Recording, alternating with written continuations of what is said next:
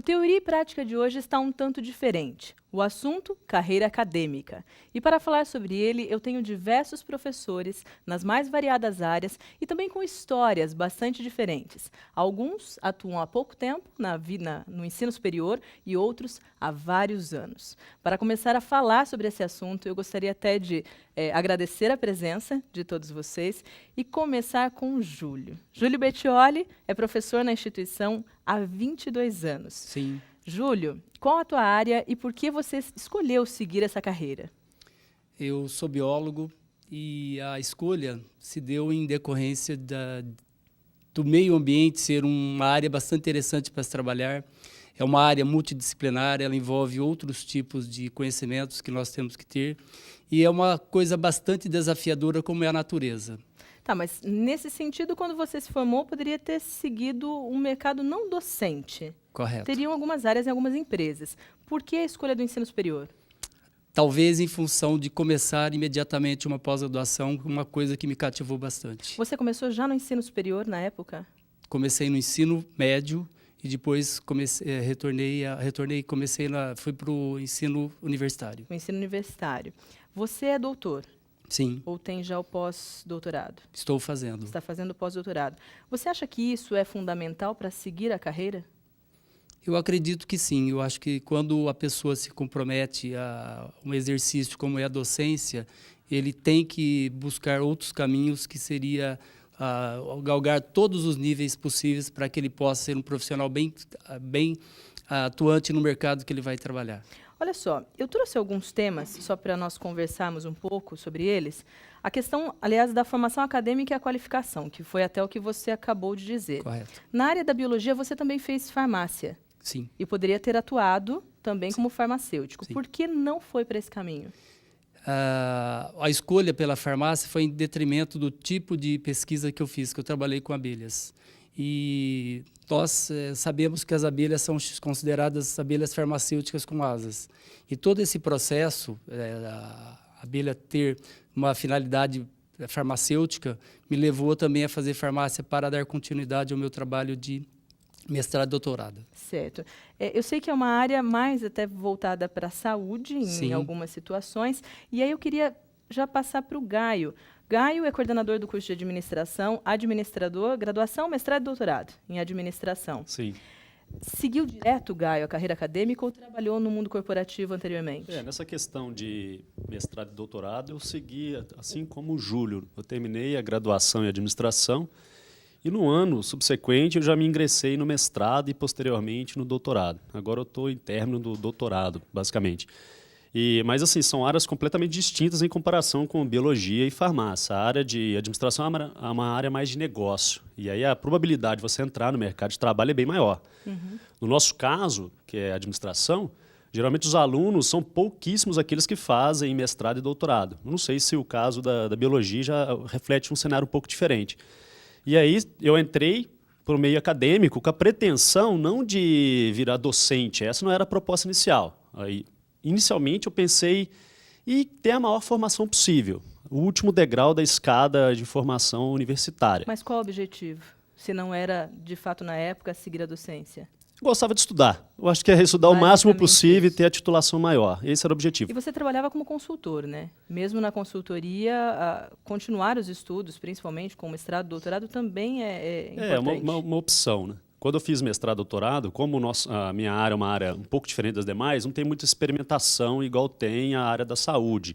Então, o mestrado e doutorado não te demanda tanto tempo de estudos dentro da universidade. E aí eu usei o meu tempo, o meu espaço, para o mercado de trabalho, para tentar se aperfeiçoar. E aí eu criei uma empresa de consultoria e comecei a trabalhar no mercado propriamente dito.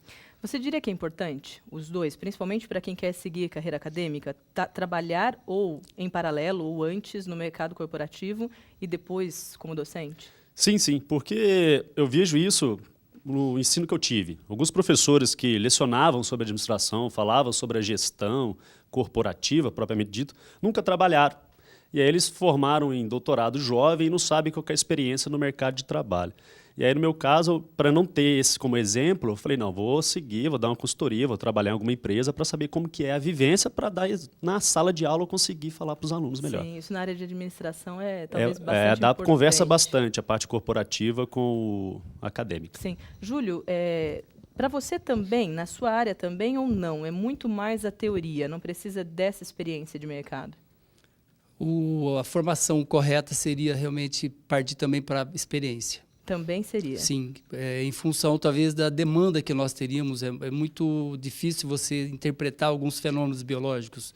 Então, o conhecimento teórico você pode aliar também ao conhecimento experimental, vivência, muito trabalho de campo para que você possa dar um retorno a essas perguntas que muitas vezes ficam sem respostas. Então, e principalmente porque, se nós pensarmos no aluno, não são todos os alunos que vão se formar que querem seguir a carreira docente. Sim. E trazer essa experiência talvez seja bastante importante. Sim. Fernando Soares, eu sei que o Fernando trabalhou no banco e depois, foi isso ou foi em paralelo que você veio para a carreira docente? Olha, eu trabalhei, na verdade, em uma empresa, eu saí da faculdade, na verdade, meu curso de graduação eram 5 anos, né? E eu terminei o curso em 4 anos. No último ano, eu não tinha nenhuma disciplina para ser feita, então eu prestei um processo seletivo e fui trabalhar em São Paulo. Você fez economia? Fiz economia, exato. Trabalhei numa indústria, né, de papel celulose e depois, sim, eu trabalhei em banco. Tá. E você acha que foi fundamental isso e hoje você voltaria para o mercado corporativo ou não? Eu sei que já tem aí, né, algumas novidades, mas voltaria ou não? Olha, eu não voltaria, mas eu considero que foi muito importante na minha vida profissional, né? Porque eu tive a sorte de trabalhar em grandes empresas que talvez as pessoas não saibam, mas em algumas grandes empresas tem áreas específicas de pesquisa. Então, eu trabalhei numa área dentro do banco que chamava Estudos Especiais, que para quem atua em carreira de docente, é o filé mignon, porque dentro de um banco, dentro de uma instituição, você tem muitos dados, coisa que, às vezes, os docentes não têm. Né? Então, dentro de um banco, você tem muitos dados de milhões de clientes, você pode testar muitas hipóteses, fazer pesquisa, trabalha muito com estatística. Então, isso traz uma bagagem muito boa para poder discutir com os alunos. Foi lá que você começou o mestrado?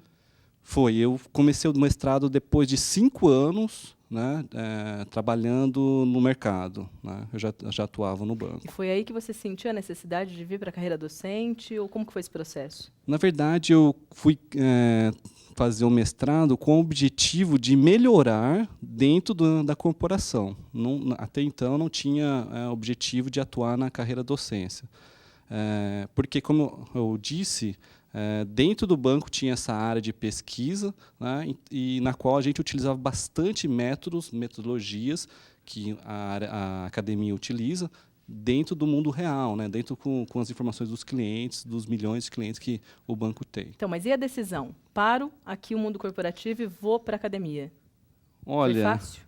Não foi fácil, porque realmente gostava de trabalhar no banco, mas o meu motivo não foi só essa divisão de docência e mercado de trabalho. Eu acho que teve uma influência também de querer sair da cidade de São Paulo, né? E dentre todas as opções que eu tinha no interior, que era onde eu gostaria de voltar a morar, a docência foi a que eu me enquadrei melhor. Talvez em relação à rentabilidade? A rentabilidade, talvez não, né? O mercado de trabalho, se você seguiu uma carreira em determinadas empresas, pode ser bastante atrativo. Mas eu estou satisfeito, estou bastante satisfeito com a qualidade de vida, a remuneração acho bastante adequada também para os professores de ensino superior. E tem também essa questão da satisfação em estar com os alunos, passar o que você tem de conhecimento e poder evoluir. Sem sombra de dúvida. Que agora vem o doutorado pela frente e tem mais uma novidade que eu quero falar depois, né, num outro tópico. Com certeza. Eu vou passar para a Patrícia, mas a gente fala sobre isso no próximo bloco, Patrícia, que eu sei que você é de Ciências Sociais, antropóloga, e tem uma história de como começou, até entrou aqui na instituição com uma oportunidade, não tinha dado aula antes, é isso, não é? Então, a gente fala sobre isso no próximo bloco, ok? O Teoria e Prática volta já.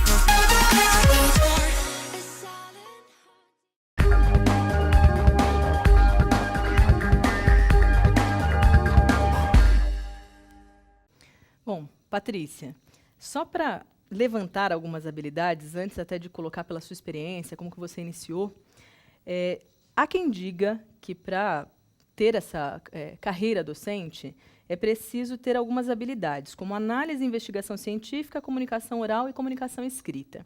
Você iniciou sem experiência acadêmica na FHO. Você acha que tinha esses requisitos? Você acha que isso é necessário? Como funcionou na sua posição?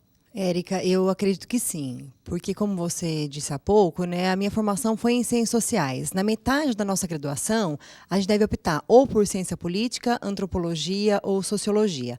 No caso, eu optei pela antropologia e já no segundo ano comecei iniciação científica, né, com boa de iniciação científica, e como o Gaio colocou, meu objetivo também era chegar no doutorado. E aí, segundo ano, né, terceiro, quarto ano com iniciação científica, depois a ideia era entrar no mestrado. Então, mas o objetivo era esse, mas já pensando em dar aula. Pensando em dar aula, mas a minha ideia era para voltar à pesquisa. Não estava muito associado mesmo ao dar aula. Certo. Na minha ideia, o objetivo maior seria desenvolver pesquisa e dar aula, um pouco de aula. Uhum. E terminei a graduação, fiz o mestrado, ingressei no doutorado, né, com bolsas de pesquisa científica. Na metade do doutorado, resolvi que eu não queria mais só focar na área de pesquisa. Porque eu queria dar aula e eu pensava o seguinte, olha, terminei meu doutorado, quem vai me dar um emprego? Sem experiência alguma. Pensando na questão de mercado Isso passou mesmo. pela sua Passou. cabeça. Porque eu tinha lá pesquisa, tinha publicação, frequentava bastante congresso, mas não tinha experiência. Sim. E aí ia defender o título de doutora na mão, mas quem iria me empregar? E foi aí que eu vi o edital aberto aqui na Unerartes. Falei, olha, vou dar uma de louca. Era uma vaga, né, destinada a um curso de psicologia, e tinha áreas afins, no caso, antropologia e ciências sociais, e vim prestar. E eu acredito que a questão de pesquisa, publicação, né, no caso, a comunicação escrita, eu acho que ajuda bastante nessa Inserção sua Isso. até sem essa experiência. Exatamente. Anterior. Há quantos anos você já está na FHO? Janeiro de 2011 eu entrei aqui, 3 Janeiro de 2011. anos e meio. Hoje, se você pensasse nessa trajetória, porque antes não era a ideia de dar aula, hoje você já é uma professora e, de fato, a tua pesquisa de satisfação é excelente. Você acha que faria esse caminho de novo ou não? Voltaria e seguiria somente pesquisa? Não, eu acho que eu não me arrependo nem um pouco disso que eu fiz, assim. Porque hoje a gente sabe que é importante, né, acho que você vai tocar nesse ponto, a pesquisa, a docência, faz parte, né? Extensão, pesquisa, docência. Mas a minha grande paixão hoje é dar aula. Sim. E aí dar você está em aula. vários cursos, né? Na verdade, aqui nós não temos o curso de ciências sociais. Mas você está em Exato. administração, em psicologia, você consegue caminhar sobre Sim. diversos cursos. Então, de fato, é o caminho e vai continuar. Vou. Certo. Aí, lógico, nós falamos nessa questão de mundo corporativo e carreira docente. Eu queria falar com o Lucas. O Lucas, eu sei que também, voltando nisso, também trabalhou com consultoria para depois ir para a carreira acadêmica. Exatamente. Você foi paralelo ou não? Não, no meu caso, não. Eu deixei a graduação em 2007, fiquei 4 anos no mundo corporativo, trabalhando com consultoria, e nesses 4 anos, quando eu cheguei no último ano de trabalho, a dona da empresa que eu trabalhava disse que não poderia me dar um cargo superior ao que eu tinha, que era um cargo de coordenação de projetos, se eu não apresentasse um título para os clientes. Então, eu falei para ela, então, vou te dar um título. Fui atrás do mestrado para um aperfeiçoamento também na minha área. Era isso que ela chamava. De fato, o título era o quê? O mestrado e o doutorado? O mestrado, exatamente. Porque a nossa área, a consultoria que eu trabalhava, era muito focada em pesquisa. A gente trabalhava com relacionamento com comunidades. Então, era todo baseado em teorias que a gente aplicava. Então, eu precisava de um título e um maior aperfeiçoamento na área. Sim, essa bagagem, né? Exatamente. Certo. Então, eu deixei a consultoria e entrei no mestrado. E muitos até me questionavam, falavam, mas você vai voltar para Lavras, que é a minha cidade natal, e vai deixar o trabalho para estudar. Falei, sim, nesse momento, sim. Não é um passo que eu estou dando atrás na minha carreira, pelo contrário. E quando eu estava no mestrado, eu recebi novamente uma proposta já para uma coordenação de projetos. Então, eu fiz paralelo o mestrado e essa coordenação. E durante esse período, logo depois, o projeto acabou, o projeto se encerrou, e eu fiquei à procura de novos projetos. Que foi, então, que surgiu a ideia de vir para a carreira acadêmica, que até então a área docente não era o meu foco também, assim como o Fernando. E logo depois eu recebi alguns convites e por livre e espontânea pressão de alguns amigos que falavam, não, você já tem mestrado, tenta a carreira acadêmica agora, vai para a área docente. E até então não era interessante para mim. Aí eu comecei a colocar na balança e pesar algumas coisas. E, de fato, hoje eu estou completamente satisfeito nessa área docente e tenho, claro, um viés para o lado corporativo. Procuro trabalhar com os alunos tanto a aplicação dessa Principalmente dessa porque é área de questão. administração, né? Sim. Você vem também com a tua experiência em relação a isso. Exatamente. E uma questão que o Gaio levantou, que nós fizemos graduação junto, e eu via isso nos nossos professores, em alguns deles, claro, que a gente não tinha um professor que podia passar experiência para a gente. E eu tive em relação à faculdade que você fez. em relação à graduação, exatamente. Certo. E hoje eu vejo que isso é muito importante. Então, aqui eu tenho 5 anos de experiência de consultoria que eu posso passar para os alunos. E eu dei consultoria para grandes empresas, como para micro e pequenos empresários. Então, são probleminhas do dia a dia que é facilmente observado como problemas mais complexos de grandes empresas. Me ajuda. Sim. Eu já ouvi algumas pessoas dizendo, eu não sei o que eu quero seguir, vou dar uma aulinha. É fácil assim? Não, não é fácil, de forma alguma. Eu creio que para ser docente, você tem que estar completamente preparado.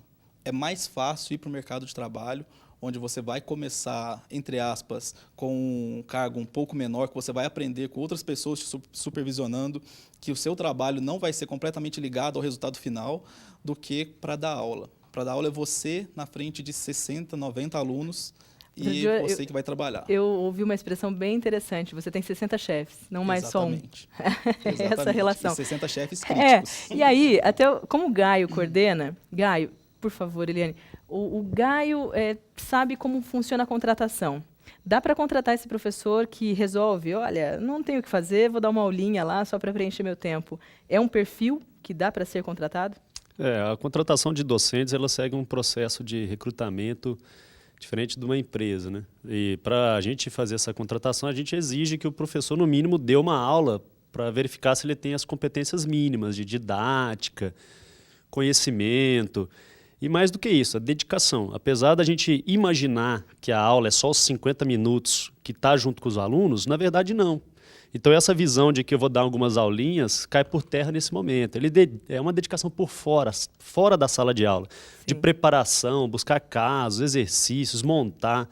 Os 50 minutos da aula mesmo é o menor trabalho. O maior é toda essa preparação de conhecimento para levar para os alunos. E eu diria até, como eu dou aula também, eu diria que esses 50 minutos é o tempo que mais nos satisfaz, principalmente para quem gosta disso. Só que tem toda esse recurso que tem que ser preparado, de fato, anteriormente. E não está ali. De fato, é complicado. Como que anda a empregabilidade? Você acha que hoje tem emprego para todo mundo que queira seguir carreira acadêmica ou não? Então, é uma pergunta complexa essa daí. Porque a empregabilidade no ensino superior varia de acordo da área. Até o Júlio aqui ele pode até falar melhor do que eu na área da saúde, que ele já tem mais experiência na área de educação. Mas na área da administração e da área de negócios, vou chamar de área de negócio, administração, economia e contabilidade. No Brasil, como o crescimento de curso é muito grande e o crescimento dos mestrados e doutorados não seguiu esse mesmo foco, né? E aí o que aconteceu? A demanda por profissionais com mestrado e doutorado, seguindo as exigências do MEC, é muito grande. E aí você não tem centros de formação. Até um caso curioso, que é o da contabilidade, que há 3, 4 anos atrás só tinha um lugar que formava doutores em contabilidade. Então, aí é interessante porque dá para falar para o pessoal que quem quiser seguir a área de negócios com a carreira acadêmica, é possível. É possível. Então, tá aí uma dica. E aí o que acontece? É uma questão de... por área. Já na área de saúde, depois o Júlio pode até complementar, já é um pouco mais exigente, porque a pessoa já forma, faz o mestrado, faz o doutorado, e é aí que ele vai tentar conseguir dar aula. Sim. No caso da área de negócio, é o inverso. Quando você faz mestrado, você já é assediado para dar aula. E aí é uma dúvida até que as pessoas me perguntam, falam, mas fazer mestrado, doutorado significa que eu vou dar aula? Na área de negócio, não.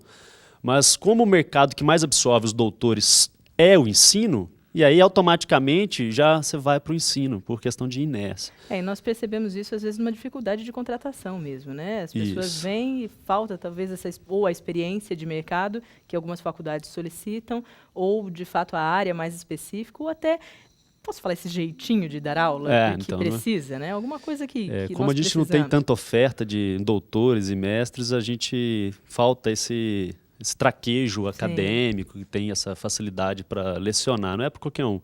Dar aula, apesar de parecer simples, não, é igual o Lucas falou, é uma coisa complexa, porque você tem que saber passar o seu conhecimento. Não só ter o conhecimento. Saber passar, eu acho que é o mais difícil. Fazer com que as pessoas entendam o que você quer falar para elas. Né? Sim, não é sem dúvida. simples. Então, agora, a Eliane, ela representa aqui a área de educação. Antes de saber da sua história, Eliane, é lógico que quando nós pensamos em educação, parece que todo mundo que se forma vai ser professor. É assim mesmo? O que você acha? Não necessariamente, mas a maioria das vezes as pessoas estão na área educacional para ser professor. Mas, no meio do caminho, muita gente, às vezes, pensa em também fazer seu mestrado, seu doutorado e ir para o ensino superior. Educação sempre foi complexa. Então, assim, professores hoje, realmente o mercado está bastante difícil. Muita gente, inclusive, tem feito cursos na área de educação, mas está chegando no final, não vai para a área. Também, ensino hoje depende muito assim, o quanto as prefeituras ampliam suas escolas, enquanto o Estado amplia as escolas, quando sai concurso. São diversas variáveis. Várias dificuldades hoje. Eliane, quantos anos como professora? Bom, Érica, como professora, assim, dentro da sala de aula, por incrível que pareça, eu tenho mais tempo aqui na Uniararas. Eu estou aqui há 11 anos e, então, tenho lecionado vários semestres. Como experiência na área da educação, eu tenho 40 anos. São 40 anos. São 40 anos. Você saiu da faculdade, foi diretora de colégio, teve seu próprio colégio para depois vir para o ensino superior. É uma história bastante interessante. Muito jovem, inclusive, eu saí da faculdade. Durante um ano, eu fui professora em São Paulo e retornei para Araras. Aí, durante um ano, eu fui professora numa escola de freiras, inclusive, e, para surpresa minha, me convidaram para ser diretora dessa escola. E eu era muito jovem.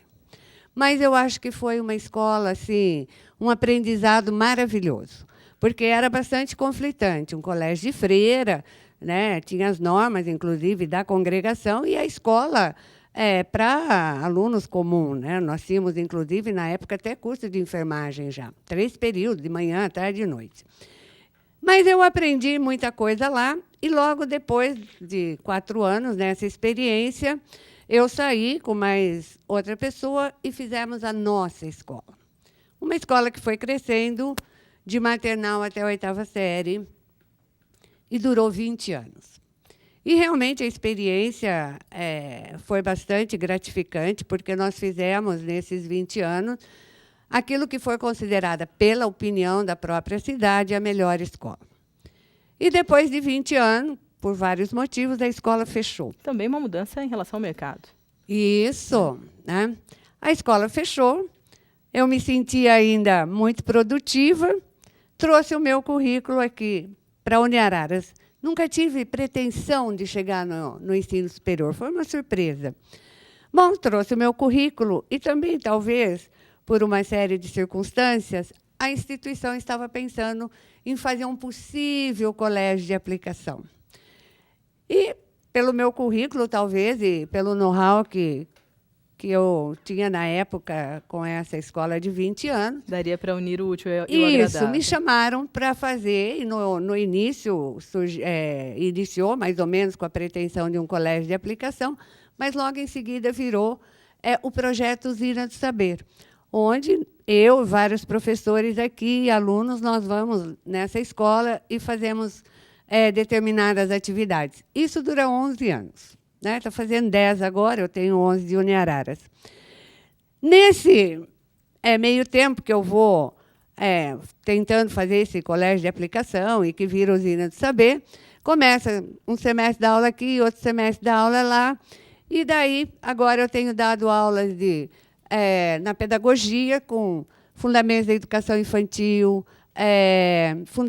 práticas da educação infantil. Então, tudo que eu fiz em termos de escola, hoje é experiência prática que eu passo para as minhas Sem alunas. dúvida, e principalmente porque nós estamos falando na área de educação. Toda a Isso. experiência que você trouxe, independente de ser, de fato, na área de educação, traz e pode passar isso daí para as alunas também. Isso, a prática. Olha só, nós temos ainda que falar sobre as crises, né, ou a crise que já passou pelas instituições de ensino, e aí eu gostaria de ouvir a opinião de algumas pessoas, mas nós vamos deixar isso para o próximo bloco, ok? O Teoria e Prática volta já.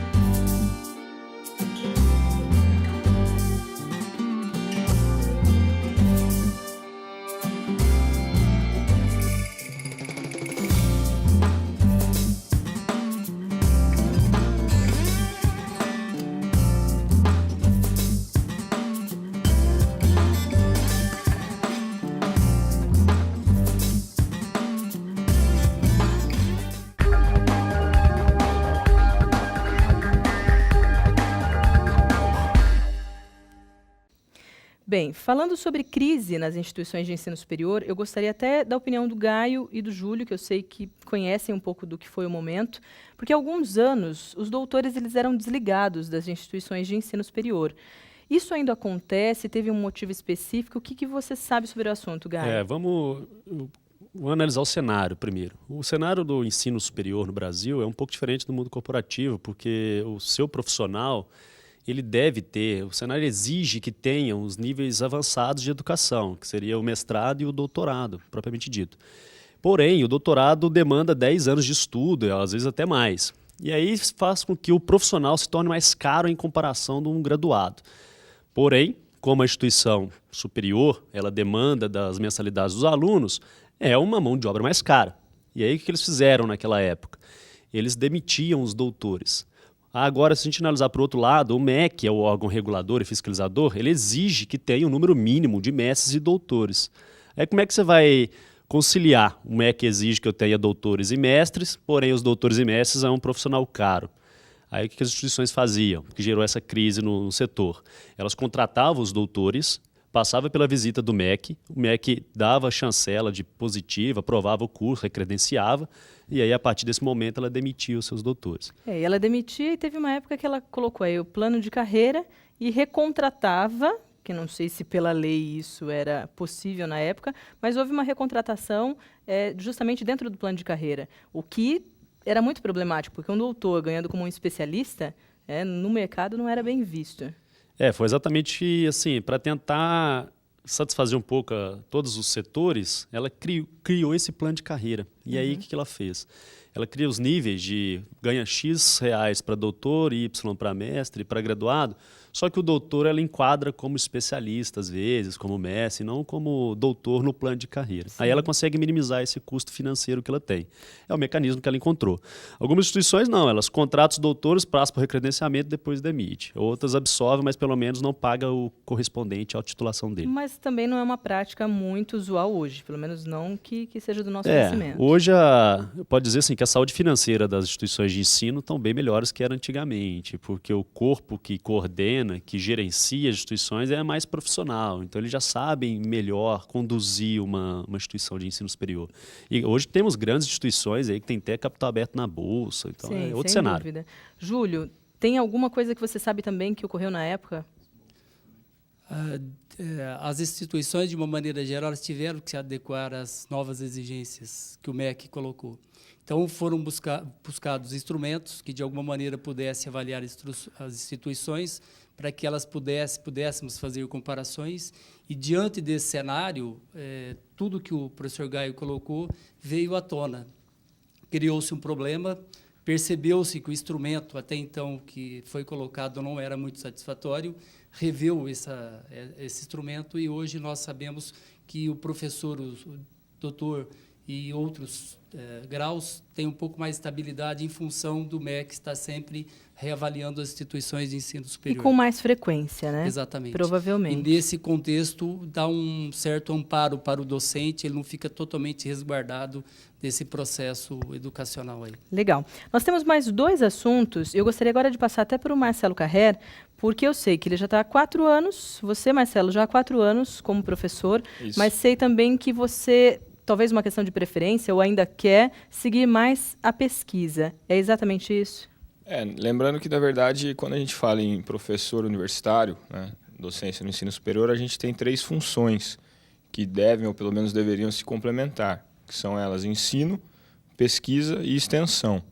Então, a gente fala em professor, a gente costuma pensar muito na função ensino, mas ela não é a única, e nas melhores, nas grandes universidades públicas, e agora uma tendência também nas grandes universidades privadas, cada vez mais você está alocando os docentes que têm habilidade para trabalhar com pesquisa para desenvolverem pesquisa. Porque qual que é a lógica? Onde que se cria conhecimento? Na pesquisa. Depois você difunde esse conhecimento através do ensino e da extensão. Eu tenho uma história acadêmica um pouco parecida com a que a Patrícia já contou aqui. Eu comecei a trabalhar com iniciação científica no 2º ano de faculdade, com 17 anos, e desde então não parei mais. Adoro trabalhar com pesquisa, né? Então, não que eu não goste da aula, eu adoro dar aula também, mas eu acho que as duas coisas se complementam, pelo menos para mim.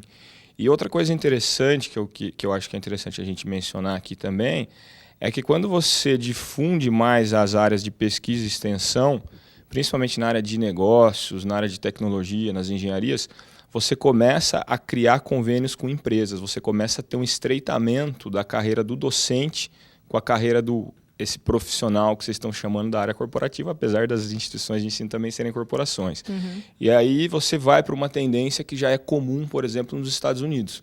Você desenvolve pesquisas em convênio com empresas. Então você vai ter docente, o cara é contratado da Uniararas, mas ele tem um laboratório na GM. E ele desenvolve lá um laboratório de desenvolvimento de produto que ele tem alunos da Uniararas e profissionais da GM, engenheiros da GM, e é ali que vão sair as inovações.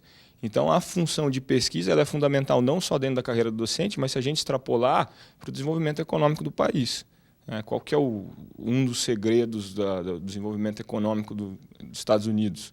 É um processo de inovação, que gera competitividade e por aí vai. E hoje, no Brasil, eu percebo que as grandes instituições de ensino superior, as privadas, as tratadas como melhores, elas já estão mudando esse escopo. Então, eu contrato um cara para trabalhar com pesquisa. O cara vai trabalhar 40 horas, mas ele vai ficar 4 horas em aula. Ele vai pegar a disciplina que ele é muito bom, ele vai dar aula para o doutorado, por exemplo, e as outras horas dele ele vai trabalhar com pesquisa, vai ter que publicar nos melhores journals da área, vai ter que coordenar projeto de pesquisa relevante, vai ter recurso para isso, vai ter mão de obra para isso, mas vai ter a responsabilidade de trabalhar com pesquisa. Então, e essa é a sua intenção? Eu pretendo trabalhar cada vez mais com pesquisa, tá, não aí só com ensino. Eu acho que é fundamental conciliar as duas coisas. Então, eu não quero ficar só dentro de sala de aula, eu acho fundamental que você tenha essa conversa, porque a função nossa é ensino, pesquisa e extensão. Tá, aí até vou entrar, mesmo com você, depois eu quero até uma opinião do Fernando Soares, concurso público, entraria nesse esquema para você também participar de concursos públicos e ter uma menor quantidade de horas aula e mais focado na pesquisa? Vamos lá, conforme eu falei, hoje, se você pegar na área, vamos pegar a área de negócios e a área de engenharia, que são 2 áreas que eu trabalho. Nessas 2 áreas você tem algumas instituições privadas hoje mais bem conceituadas do que públicas no Brasil. Então vamos pegar a área de negócios. Fundação Getúlio Vargas, PUC, Rio de Janeiro e INSPER. São 3 instituições, com todos os doutorados deles, tem nota 7, que é o top. Como que eles chegaram nisso? Fazendo pesquisa, desenvolvendo pesquisa. Então contratando docente renomado, que estava... Eu conheço um caso de um professor da USP, que os caras da FGV chegaram nele e ofereceram um contrato para ele ganhar 3 vezes mais do que ele ganhava na USP. Para ele dar 8 horas aula e trabalhar com 32 horas de pesquisa. Então, eu acho que esse caminho de pesquisa não necessariamente para concurso público. Pode-se trabalhar, e cada vez mais, eu acredito que vai ser comum, trabalhar com pesquisa em instituição privada. né, principalmente nas instituições privadas que almejam chegar na fronteira das melhores instituições do país.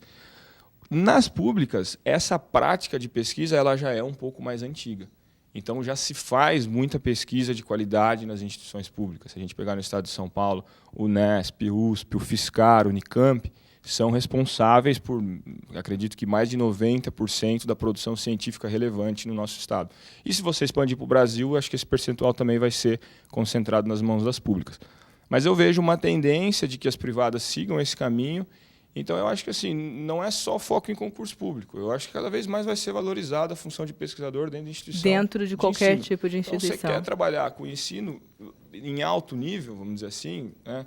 Você quer você quer dar aula em mestrado, você quer dar aula em doutorado, você quer orientar, você tem que ter um currículo de pesquisador relevante. Isso, na sua opinião, para qualquer docente? Eu acho que você tem que ter os 3 tipos de docentes. Você tem que ter o cara que é muito bom em pesquisa e você também vai ter, o meu melhor professor foi um cara que me deu aula de macroeconomia no 3º ano, o cara não tinha doutorado, ele era mestre por opção dele, só que o cara era um show, o cara dava uma aula fantástica. Então você também tem que ter, não acho que todo mundo, 100% do corpo docente publicando nos melhores journals, não. Você tem que ter o cara que é mais forte na pesquisa, o cara que é mais forte talvez pelas na habilidades extensão, e competências exato, de cada um. Mas todo mundo, eu acho que todo docente precisa transitar um pouco nas 3 áreas. Para ter esse conhecimento. Porque senão você vai virar só pesquisador, ou senão eu acho que assim, você precisa transitar nas 3 áreas, mas é óbvio que você vai acabar sendo melhor, ou você vai você vai se atrair mais por uma ou outra. Sim. Tá? Aí, Fernando, foi para o banco, de lá, carreira docente, e não que vá sair agora, mas passou no concurso e vai nos deixar. Como que está isso? Era o que você queria, era o que você buscava, e agora é a sua maior satisfação ter passado no concurso? Olha, antes de responder essa questão, gostaria de falar que eu estou totalmente em consonância, né, com o Marcelo disse, e a pesquisa, ela não só dentro da instituição de ensino superior, mas nas grandes empresas também se faz pesquisa. Então, é verdade que tem muito, né, principalmente no banco que eu trabalhei, tinha muito doutores, né, e muitos mestres, porque, principalmente na área de economia e finanças, é exigida uma habilidade muito grande na formalização, né, das teorias. E isso você consegue muito bem nos cursos de mestrado e doutorado. Sem dúvida. Bom, meu principal objetivo, né, ao ingressar, eu acabei de ser aprovado no concurso, né, mas foi ter um pouco mais de tempo para se dedicar no doutorado, né? Eu sou mestre e agora, com o concurso público, eu creio que eu vou ter um pouco mais de tempo para se dedicar Ele te permite. a essa linha, exatamente. Certo, né? então o objetivo era esse. Exatamente, seguindo bastante a linha que o Marcelo comentou aqui. Certo, bom, então quero agradecer a presença de todos, a participação de todos. E sei que, é lógico, cada um na sua área continua seguindo esse caminho e deixar um recado, é lógico, para quem nos assiste, que é uma carreira bastante promissora. E aí, como o Marcelo falou, pelas 3 áreas ou pelos 3 braços, nós podemos ter várias opções. Obrigada pela participação. E é isso aí. Para quem tiver alguma dúvida ou alguma sugestão de outro assunto, teoriaeprática@uniararas.br. Até a próxima.